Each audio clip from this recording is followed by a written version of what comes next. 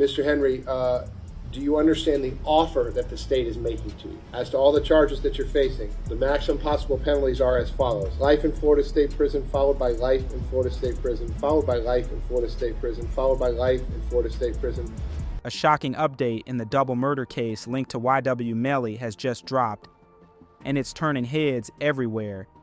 Cortland Henry, alleged accomplice and fellow member of the YNW collective, has accepted a plea deal that could dramatically alter the landscape of this long-running case. Meanwhile, YNW Melly's trial has been pushed all the way to 2027, leaving fans and legal experts alike wondering what this means for the rapper's future. But to really understand the gravity of Henry's decision, we have to go back to the night that changed everything. Back in October of 2018, several members of the YNW collective were at a late-night studio session, laying down music that would later become infamous in the story surrounding them. Among those present were Jamal Dimmons, better known as YNW Melly, Anthony Williams, aka YNW Sack Chaser, Christopher Thomas Jr., aka YNW Juvie, and Cortland Henry, who goes by YNW Bortland. After the session, investigators alleged that during the ride home, Melly pulled the trigger on his childhood friends, Sack Chaser and Juvie, while Henry allegedly helped cover up the aftermath. The defense told a different story. Melly's team claimed he wasn't even in the car when the shooting happened. Despite surveillance footage showing him entering the vehicle, the defense argued that at some point during the ride, he stepped out, leaving the others to become victims of what they called a drive-by attack. It was a narrative that many found hard to believe, yet it would become the foundation for a complex and drawn-out legal battle. Fast forward to Melly's first trial, and the courtroom became a stage for tension, conflicting testimony, and moments that left viewers on edge. Officer Jessica Amangor took the stand, recounting the night in chilling detail. She described how Cortland Henry rushed the injured victims to a local hospital after the shooting.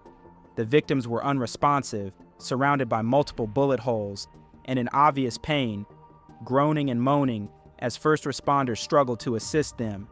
Amangor also noted that Henry himself appeared unharmed, dodging bullets in what she called a lucky escape. Every detail she shared painted a vivid picture of a night gone tragically wrong, highlighting the chaos and danger that surrounded the alleged events. For many watching, it was almost surreal that friends could be caught in such a violent incident, and Henry's presence at the scene became a key point of focus. Meanwhile, the defense worked hard to cast doubt on Melly's involvement. His attorneys argued that he wasn't even in the car during the shooting, claiming the victims were caught in a random drive-by attack. Even surveillance footage showing him entering the vehicle was downplayed. This clash of narratives created a courtroom drama that kept jurors and the public guessing, as conflicting testimonies made it unclear exactly what happened that night. Despite the intense testimony and high stakes, the trial ended in a mistrial. The jurors could not reach a unanimous decision, leaving the case unresolved. For the families of Anthony Williams and Christopher Thomas Jr., the mistrial was a bitter blow. Fans and followers of the YNW collective were stunned, frustrated, and left speculating about the next chapter in a case that had already captured national attention. Years after the mistrial, Cortland Henry made a move that shocked many observers. Instead of facing multiple life sentences, he struck a plea deal with prosecutors that drastically reduced his exposure. Henry pleaded no contest to accessory after the fact, witness tampering, and unlawful use of a two-way communication device. By doing so, he avoided the most severe potential penalties and dramatically shortened the time he could spend behind bars. The plea deal meant that Henry would serve 10 years in Florida State Prison, followed by 6 years of probation, with credit for time already served. This likely puts him on track to be released in roughly 8 years, a far cry from the multiple life sentences he had been facing. It was a striking example of how negotiations in the legal system can completely change the trajectory of a case, especially in high-profile situations like this one. Beyond the numbers, the plea deal carried a strategic advantage for Henry. By pleading no contest, he didn't have to admit to the facts of the crime directly. The court adjudicated him guilty, but without a factual confession, leaving ambiguity about the full extent of his alleged involvement. Fans and followers of the case were left speculating. Would he cooperate with prosecutors? Would he testify against Melly? The deal, while legally binding, left plenty of questions unanswered. The stark contrast between facing life in prison and walking away with a sentence of roughly a decade sparked strong reactions. Many in the public called it a sweetheart deal, while others questioned the implications for justice and accountability. For Henry, it was a chance to dramatically reduce his sentence, while for the prosecution, it was a way to secure some form of resolution in a case that had already spanned years of investigation, trial, and uncertainty. The plea hearing itself was dramatic. Judge Fine meticulously laid out Henry's rights, emphasizing what he would be giving up: the right to a trial, the right to confront witnesses, and the right to challenge the prosecution. Henry did not have to admit to any factual wrongdoing. By pleading no contest, the court adjudicated him guilty without a direct confession.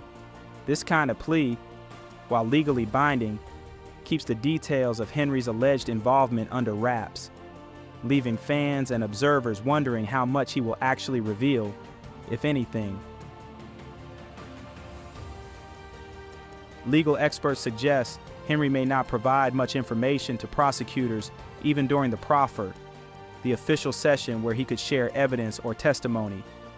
Factors like loyalty, lifestyle, and the no-snitch culture in certain communities mean he might stay tight-lipped. Fans online have already labeled him a rat or a snitch, but technically, Henry hasn't admitted to anything that directly implicates YNW Melly. In fact, experts speculate that Melly and Henry may have had private conversations, ensuring that neither would harm the other's case. Mutual assurance like this isn't uncommon among co-defendants who share a close bond.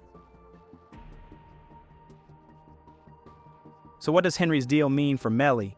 For starters, Melly's retrial has been pushed to 2027, meaning he's been behind bars for years without a conviction. The prosecution now has to consider the value of negotiating a plea with Melly as well, given the difficulties in proving their case. Beyond legal strategy, there's the human element. The families of Anthony Williams and Christopher Thomas Jr. have been waiting years for justice. While the prosecution represents the state, not the families, these deals can feel like a slap in the face to those seeking closure. Yet from a legal standpoint, sometimes the only practical way to secure a conviction, even a partial one, is through negotiated resolutions. Cortland Henry's plea deal avoids life in prison, leaves questions about cooperation unanswered, and casts a long shadow over YNW Melly's future.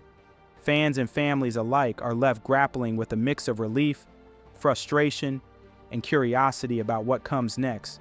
One thing is clear: this case isn't over, and it will continue to shock, surprise, and divide opinion for years to come. Will justice for Sack Chaser and Juvie ever feel complete? Or will these deals and delays keep fans on edge until 2027 and beyond? Only time will tell.